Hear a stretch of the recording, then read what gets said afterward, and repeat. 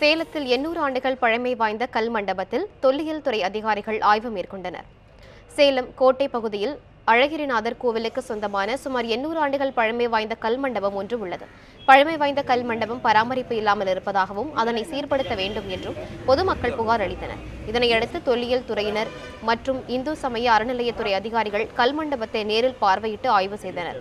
பல்வேறு வேலைப்பாடுகளுடன் கூடிய 16 தூண்களை கொண்ட இந்த கல்மண்டபம் 800 ஆண்டுகள் பழமை வாய்ந்தது என்று தொல்லியல் துறை அதிகாரிகள் தெரிவித்தனர்.